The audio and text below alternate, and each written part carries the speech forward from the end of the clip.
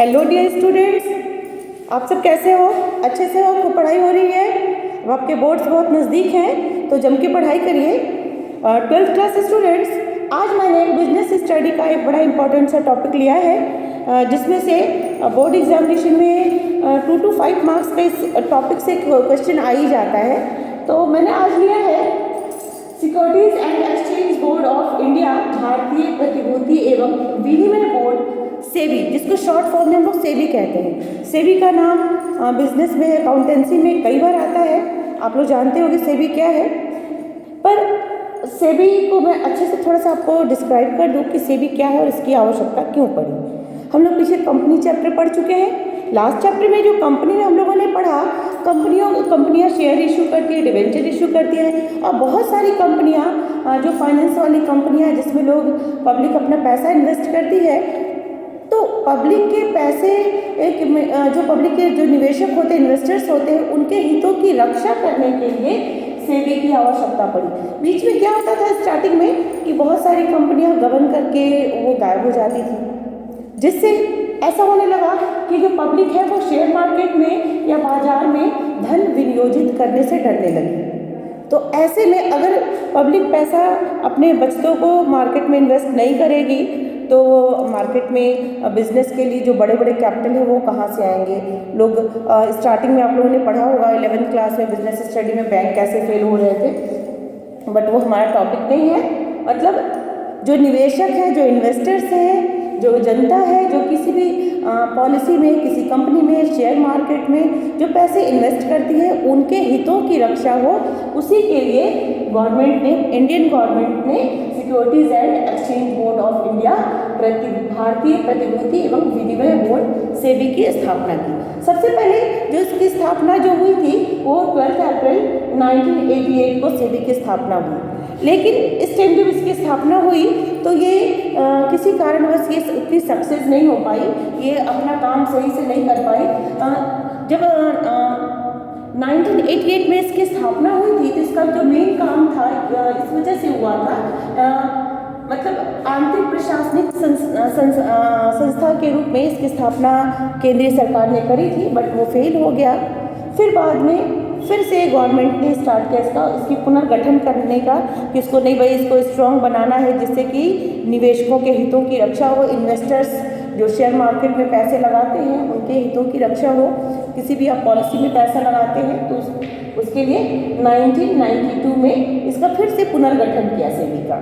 देखिए, ये सिर्फ आप स्टूडेंट्स के लिए नहीं, इसके बारे में जितने भी लोग इन्वेस्टर्स हैं, जो छोटे बड़े जो भी इन्वेस्टर्स हैं, उन सबको सेबी के बारे में जाना चाहिए। सेबी आपको राइट देता है जिससे आप किसी भी कंपनी के अगेंस्ट जिसने जो प्रॉमिस किया था, उसके प्रोस्पेक्टस में, प्रविवरण में उसने जो लिखा था, अगर वो उसको पूरा नहीं करता है तो उसके लिए हम लोग सेबी में जाके उसका कंप्लेंट कर सकते हैं। तो इसलिए गवर्नमेंट ने इसका फिर से पुनर्गठन किया। कब किया? 1992 में इसका गठन किया।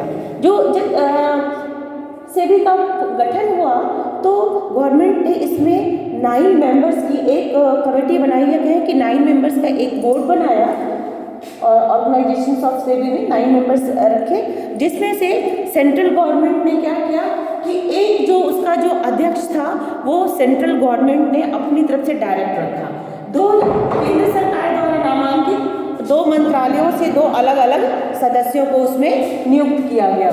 उसके बाद एक मेंबर आरबीआई की तरफ से रखा गया, एक मेंबर आरबीआई की तरफ से, और 5 अदर्स मेंबर भी केंद्र सरकार ने इसमें नियुक्त किए। ये जो 9 मेंबर्स का जो कमेटी है, 9 मेंबर्स का जो बोर्ड है, इसका मेन काम ये था कि मतलब कोई भी पक्षपात ना हो, कोई भी हेराफेरी ना हो, इसलिए 9 मेंबर्स का बनाया गवर्नमेंट ने। और ये जो 9 मेंबर्स की कमेटी में जो 5 अदर्स मेंबर हैं, इसमें से 3 मेंबर्स ऐसे रखे उसने जो कि पूर्णकालिक हो, जो मतलब एक तरह से आप समझिए कि वो गवर्नमेंट में परमानेंट हो सेबी में, इस तरह से रखा। और 9 मेंबर्स की ये कमेटी बहुत अच्छा काम कर रही है आज के टाइम में, और इसकी वजह से मतलब सबके फेवर में हुआ। ये केवल इन्वेस्टर्स के लिए नहीं अच्छा हुआ, जो कंपनियां थी उनके भी हित में अच्छा हुआ, जो शेयर मार्केट में जो बीच के मीडिएटर्स होते हैं उनके लिए भी अच्छा हुआ, मतलब सभी के लिए बहुत अच्छा हुआ।